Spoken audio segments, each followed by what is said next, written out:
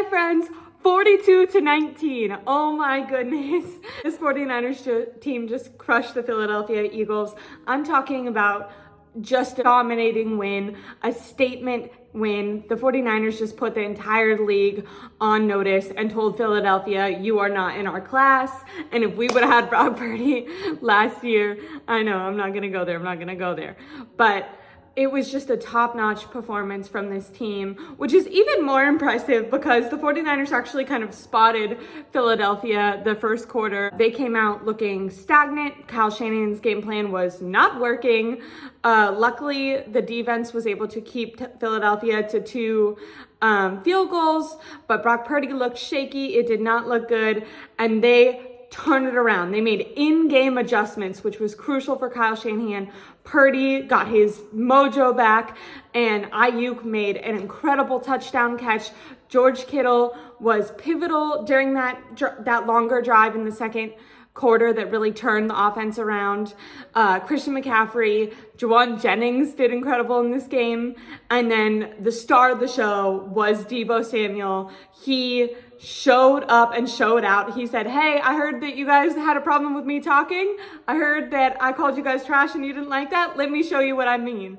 It was incredible. This offense went on to score on 6 offensive possessions. This was not only the most dominating game that the 49ers have played this season, but in my opinion, by far the most dominating game played by any team this season. So when the 49ers really turned it around, they scored in that second quarter and then they scored right before halftime. They came out of halftime on fire. They had the ball. Kyle Shanahan did what he loves to do, which is kind of loop the other team, which means you score right before halftime. They got the ball.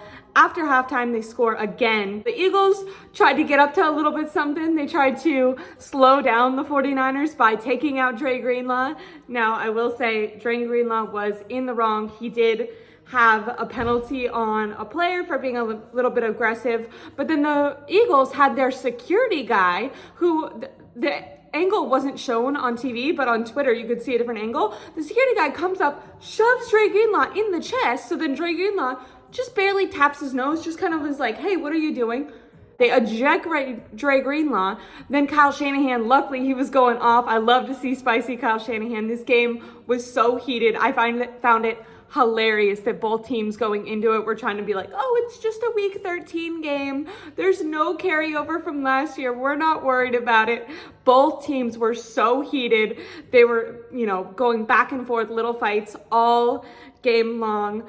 The security guy ended up getting taken out, and there's been lots of former players on Twitter saying that guy should be taken out for the rest of the year because that is not okay for a non-football player to put his hands on a different football player. You are on the sideline, sir. If that was a civilian, they'd go to jail, I think. That's crazy. But anyways, we are going to talk about the stars of this game because it was such a fun, physical, rough, tough, high stakes. It felt like a playoff game. So we're gonna start with Deebo Samuel, who was just the star of the show. After Dre Greenlaw's ejection, I think the Eagles, you heard the announcers, Greg Olsen, who was extremely biased, was like, ooh, this is gonna give a spark to the Eagles.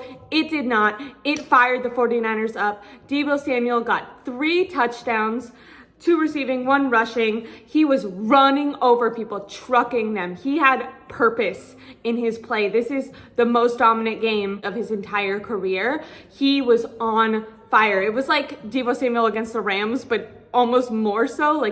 The purpose that he had in each and every carry and catch was incredible. He wasn't letting anyone stop him. He said, I called you trash, and I'm going to show you why I called you trash. Don't say I can't back this up. It was so fun as a fan to see Deebo Samuel back out there playing like that. It was like 2021 Deebo, and Deebo is my favorite player. I'm very biased. I just loved seeing him like that.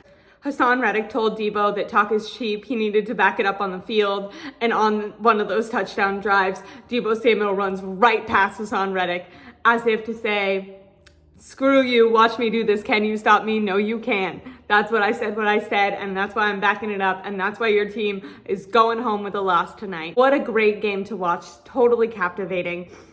Other guys that completely stood out. Ayuk had an excellent touchdown catch.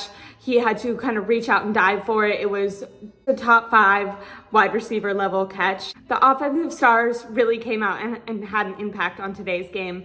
And credit goes to Brock Purdy, who had 314 yards. He had 4 touchdowns. After a rough start, he completely bounced back. People have been wondering if he's down, if he's feeling the pressure, can he make that comeback win? Now, he wasn't down in the fourth quarter, but he started the game and it looked ugly. And for him to be able to kind of grind it out, mental strength that he had, not let those first couple of possessions phase him and set the tone for the game, because the 49ers game plan is usually letting those first couple plays set the tone. They like to get ahead and then kind of steamroll from there. Instead, they had to have a completely different game plan because they started from behind and they started so slow.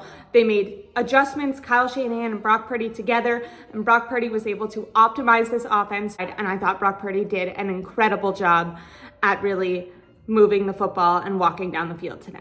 Defensively, I was so impressed with Steve Wilks. I've been so impressed with Steve Wilks since that little mid-season slump that the 49ers had and all the shit he got since being back on the field, which I know a lot of people found controversial. He has done an excellent job. He really had a bend, don't break style of defense this game plan. He also put a lot of trust in his corners, which was something he previously struggled with at the beginning of the season, but it paid off for him. Due to the secondary holding up its end of the bargain, the pass rush was able to get home. They were able to get some coverage sacks, which was really important, but most important, they were able to limit Jalen Hurts' rushing ability, which is obviously the most scary aspect of his game, and essentially shutting them down, holding them to 19 points, and they only got that final touchdown when the Niners had kind of taken their foot off the gas because they were leading by more than 20. The defense did a phenomenal job. You have to thank Fred Warner and Dre Greenlaw as well, because when they did have some short dump off passes or some quick runs, I mean, those guys were there with bam, physicality, speed, hitting. It is so fun to watch both of those linebackers play. Jalen Hurts, he had no chance. His wide receivers were covered most of the time. He couldn't run because Nick Bosa was here. Eric Armstead played pretty well with his foot injury before he had to leave the game. Javon Kinlaw got a sack, which was really impressive. And like I said, those linebackers were putting the fear of God into anyone who had the ball. Unfortunately, that led to a little bit of trouble for Dre Greenlaw, but just a demolishing game by the 49ers defense overall. A warning to the league. I know that this is only the first of potentially another matchup with the Eagles, because I imagine that both teams will be back in the NFC Championship game, but the 49ers really planted their flag as a team to be taken seriously, and it was great to watch. I can't wait for the rest of the season and to see if the 49ers can get that #1 seed now.